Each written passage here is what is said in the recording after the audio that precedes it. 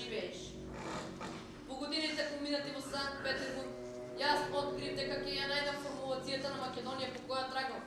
Единствено ако сонцето не заоѓа, бидејќи само сонцето е символот и животната стварност во која се одгледуваше понорот на нашето трајање. Во него ние се заборавивме самите себе си, а јас сакав да ја претворам македонската историска наука во вечен ден. Еве, облечен во оваа кошува, тесно сврзана со моите спомени, јас изреков една бела молитва, што се претвори во моје интимно создание, што сакав да биде книга. Таа книга ја нареков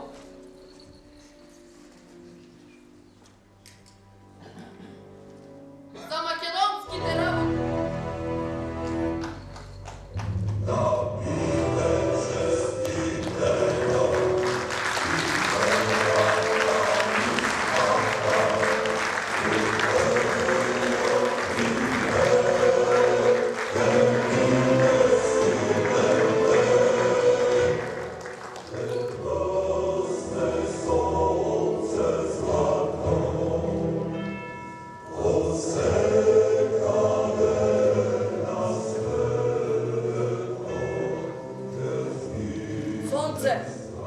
Божја светлино, смилувај се и спаси го.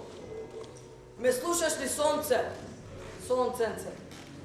Така се вели на Галено, а македонски ми велеше тој. Имав само 7 години во едно августовско утро, кога тој се врати од долг пат. Ме бакна в чело и ми рече: сонце, го гледаш? Го гледам, реков. Може ли тоа да биде поделено? Не, реков јас. Исто е со духот на Македонија. Тој никогаш не може да биде поделен. Извади од джебот неколку копејки, слези и купи топол леп да залеби, ме рече, па потоа ќе видим. Додека слегува по скалите, го слушнав и викаше на мајка ме Екатерина. Ми мрзнат коски од студ. И јас си реков тивко на македонски и на руски: сонце, сонценце, сонце, солнишка, како ќе не грееш, кога на татку ми му мрзнат костиве?